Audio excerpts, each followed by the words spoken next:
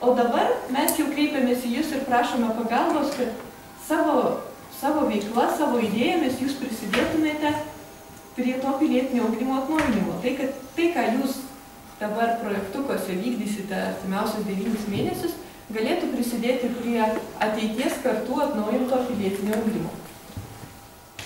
Ir dabar jau matome kitą skaidrę, kur yra Lietuva, aš tikiuosi visi, bet pažįstam Lietuvos kontrus, ar ne, tokiai šaliai. Ir yra daug mėlynų burbuliukų.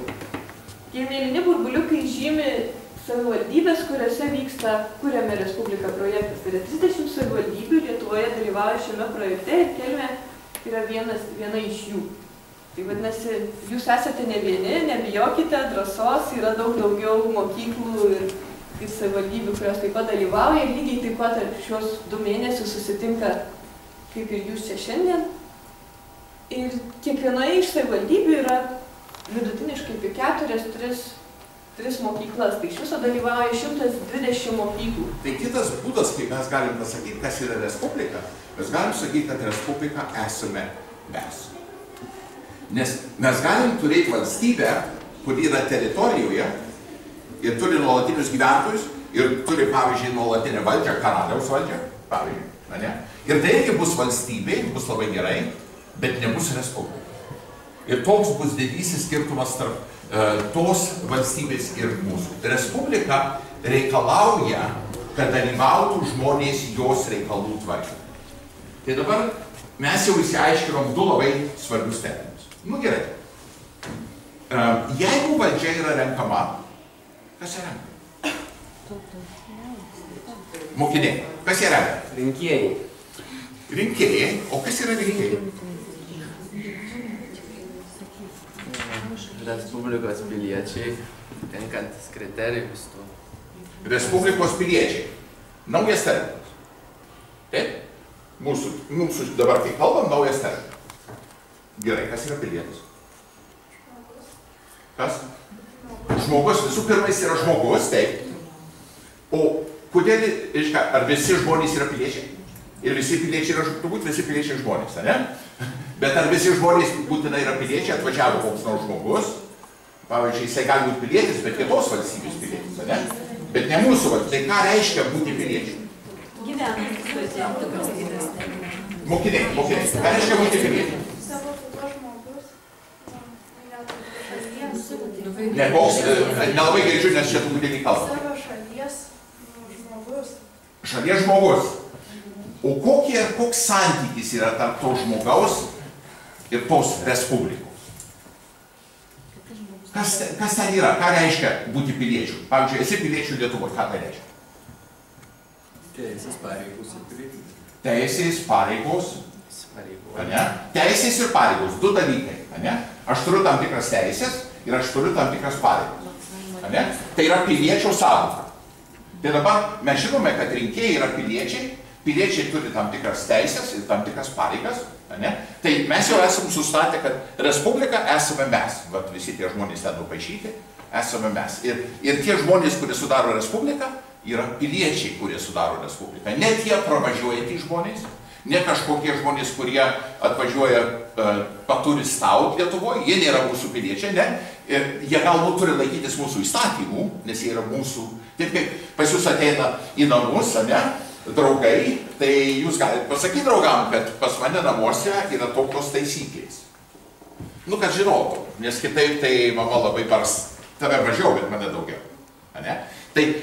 Bet tai šitą mes galim perkelt, šitą idėją šeimos mes galim perkelt į didesnę bendruomenę. Ir tada mes turime, kad yra tam tikros taisyklės šalyje. Ir mes turim savo taisyklės, įstatymai, konstitucija yra mūsų taisyklės, kaip mes tvarkom savo reikalus. Suverenitetas, mes patys tvarkom savo reikalus. Pagalvokit, čia yra ir paprasta, ir nelabai, tai iš tikrųjų labai paprasta. Politika. Ar mes žinom politikų? Mes pažįstame vieną politiką kokį nors, ar mes žinom apie kokį nors. Nu, pavyzdžiui, kas yra politikai Lietuvoje? Tokit vieną pavyzdį. Grybauskaitė. Grybauskaitė yra politikas. Tikrai taip. Kas dar? Yra daugiau negu vienas politikas Lietuvoje. Meras yra politikas. Meras. Savivaldybės narys yra politikas. Kas dar yra politikas? Seimo nariai. Seimo nariai yra politikai. Gerai. Klausimas sukasi apie politiką. Dabar mes jau kalbėjom, kad yra valstybė, respublika, rinkėjai, piliečiai, nes jie renka. Tai dabar politiką mes galime įsivaizduoti. Beje, kas čia yra? Graikija, senovė. Gal kas nors girdėjo apie Atėnus? Ar tokie čia Atėnai? Jeigu mes turime išsiaiškinti politiką, mes galime paklausti, iš kur žodis pats kilo. Žodis politika kilo iš žodžio graikiško, nes yra ir graikiškos tradicijos, vakarų civilizacijos. Mes esame vakarų civilizacijos dalis. Mūsų visam reikale graikai ir lotynai davė mums labai daug žodžių. Graikai davė žodį polis. P-O-L-I-S.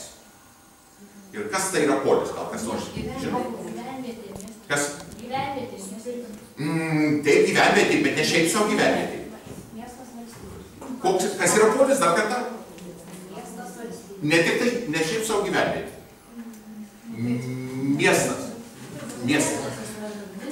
Miestas, didelė gyvenvietė arba miestas. Reiškia, polis buvo, kai nebuvo valstybių. Niekas negalvojo apie valstybės, buvo teritorijos. Jas užkariaudavo, ar kaip nors kitai buvo, čia yra seni laikai, čia antikos laikai. Tai pirmieji, kurie organizavosi į bendruomenę, kuri buvo tam tikroji mažoji teritorijoje, tai buvo miestai. Miestai paskui pradėjo jau valstybės organizuotis, bet prasidėjo nuo miestų. Tai polis yra miestas ir miesto reikalai. Tai politika yra reikalas apie miesto reikalus, jeigu mes pasižiūrėsim į antiką. Tai šitą mes galim perkelti į dabartį ir sakyti, kad politika šiandien yra valstybės reikalai. Politika yra valstybės reikalai. Tai dabar mes įsiaiškinome 3. Tai kas yra valdžia? Institucija. Institucijos. Institucijos, taip, iš tikrųjų taip, bet ne tik institucijos. Žmonės, teisingai. Ir žmonės ir institucijos, jie užima kažkokias pareigas, jie tam tikras pozicijas turi, mūsų valstybėje. Kodėl čia yra 3? Prezidentūra, Seimas, Konstitucinis teismas. Kas yra aukščiausia valdžia Lietuvoje? Mes esame parlamentinė respublika. Mums nereikia aiškintis, koks čia skirtumas ar prezidentinis, parlamentinis respublikos. Mes esame parlamentinė respublika. Iš tiesų, vyriausia valdžia priklauso mūsų šalyje Seimui, bet valstybės vadovas yra prezidentas, šiuo atveju šiandien prezidentė. O ką daro čia Konstitucinis teismas? Prižiūri. Ką jis prižiūri? Laikytųsi įstatymo patys. Kad laikytųsi įstatymo? Ne. Jis neprižiūri, kad laikytųsi įstatymo. Tu pataisyk truputį, jų nesufleriuoji. Jos sufleriuoja, supranti? Negalima šitaip. Kokiu įstatymu? Konstitucinis.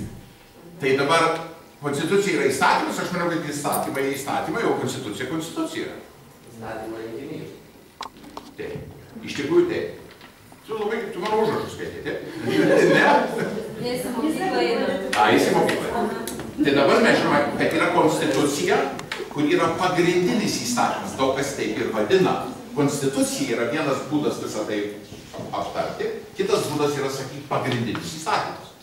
Jis yra įstatymas. Tai Konstitucinis teismas tikrina, ar valdžia veikia pagal konstituciją. Tai mes turim kažkokį dokumentą, tai valdžia, gerai, negerai? Supratau.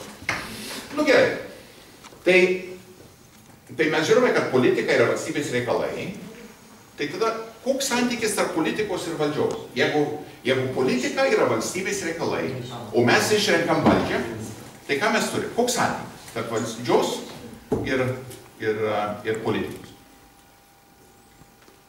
Kodėl mes vadinam juos politikais? Kodėl mes nevadinam juos kažkaip kitaip? Valdžioniais.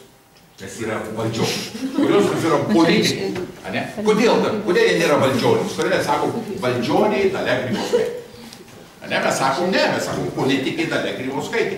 Tai kodėl? Nu, kas pas jum?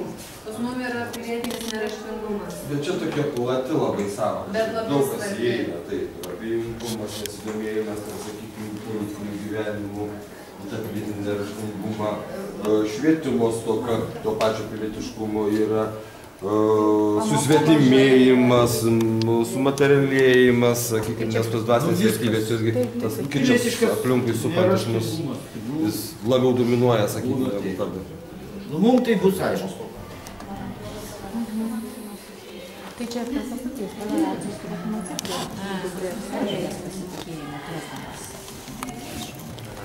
Nu, Mes sakytume visuomenės pasitikėjimo trūkumas. pasitikėjimo trūkumas, savo šalies suvertinimas, pasitikėjimo trūkumas. Žmonės dažnai nepradeda nieko daryti, todėl kad jie netiki, kad tai gali kažko tai pasiekti.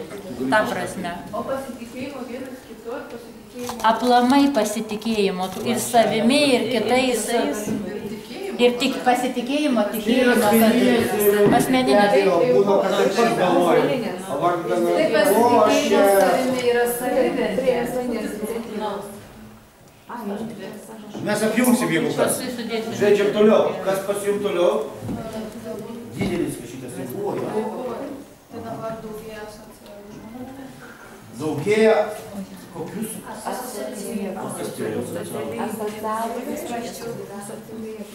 Aš labai prastai gyvenau. Čia apie mane? Daugėja tokių žmonių kaip Vladas. Įgūdžių gal. Gal socialinė atskirtis galima pavadinti, ne? Ar kitas čia? Išgeria, kur tokių vaikų ateina. Ir atskirtis irgi labai žymi, labai gerai.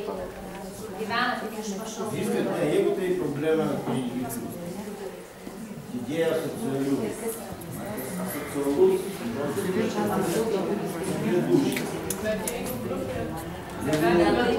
Jeigu reikalauja. Kas mus jau? Tolerancijos trūkumas kitų idėjų. Tolerancijos.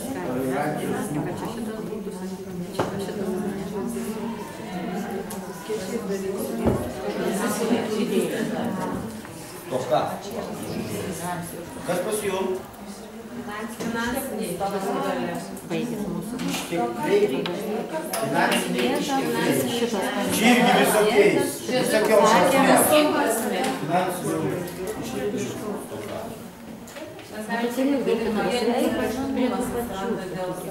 Dalinai dėl finansinių išteklių stokos.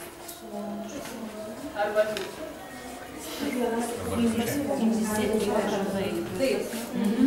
Kas prie jūsų stalo? Lėšos, jo, matau jo lėšos.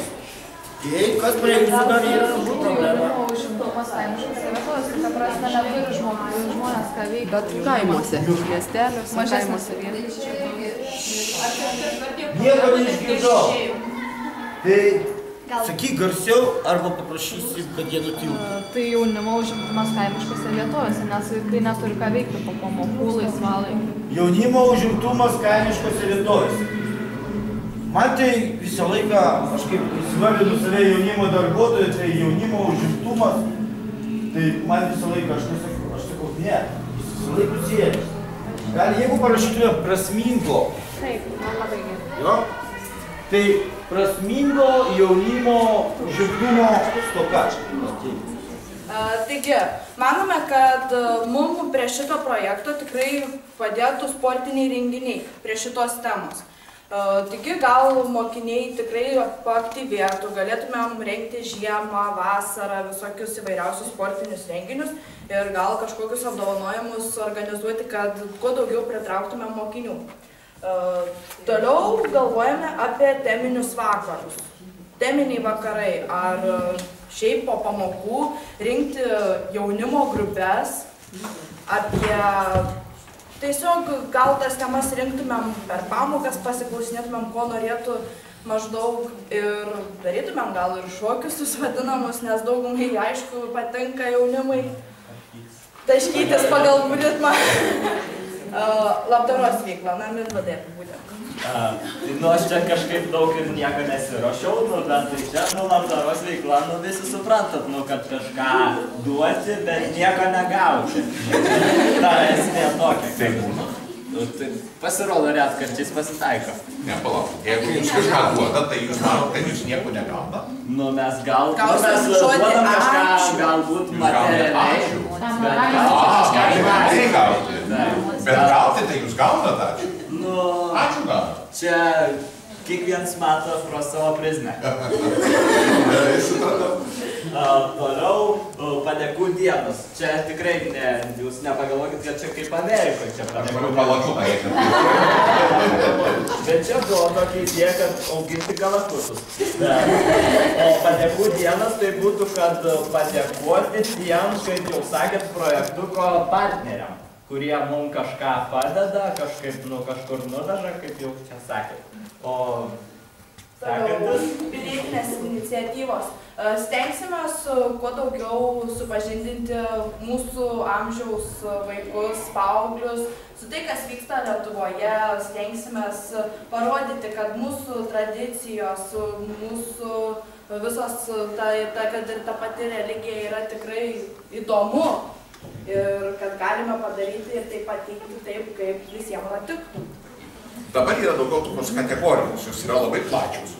Bet kai jūs pradėsite konkretesnę kalbą, tada ir kai jau per lyties ženklą bus kažkas konkretaus, tada pasižiūrėkite visus tos konkrečius ir koks yra ryšys tarp jų. Ir jeigu jūs kažką surasit, tada tas projektas gali būti labai prasmingas.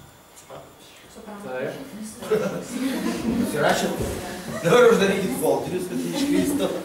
Tai va, tai mano problema. Tai jo, aš irgi tokia, matai, jo, čia daug ir aš manau, kad jeigu turite ambicijų, galite kažkurio jas įgyvendinti beveik ir visas, tapatinti sportinis renginiai su pilietiškumu ir nebūtina laukti Liepos 6 dienos, galima gruodžio 15. Kaip kalba valdžia su jaunai žmonėm, kaip kalba mokytojai, visą laiką neturim laiko. Tai šitoje vietoje reikia karts nuo karto sustoti ir pasakyti, kad atraskim laiko. Ir aš, tarkime, dirbdamas, bendraudamas su valdžios atstovais ir taip toliau, tai kai jie ateina ir pasadina, ir sakykit savo problemas, tu sakyk, kokią tavo problemą. Sakau, niekas tam nepasakys, sakau, važiuojam į sodybą, pabūnam, praeinam visą procesą kartu, tada jūs sužinosit, tada vaikas atsivers, jaunas žmogus atsivers, ir tada su jumis. Ir tam reikia pasitikėjimo. Jeigu, sakau, neturit laiko, tai neklauskite. Mes turim laiko, kas dirba jaunimo darbuotojai, mes šitą žinutę jums galime atnešti. Bet tiek tai nebalamūtikit. Tai šitoje vietoje reikia rasti to laiko, jeigu vis dėlto norit. Ir va čia, jeigu jūs norėsit, kad aš konsultuočiau, aš tai tiksliai su mielu noru šitą projektą konsultuočiau ir galėčiau iš jo padaryti pavyzdinį tarp tų trijų. Tai ačiū.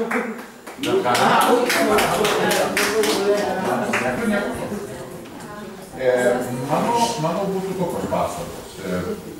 Iš viso to, ką jūs sakot, tai jums atrodo, kad jūsų mokykloje trūksta bendruomenės.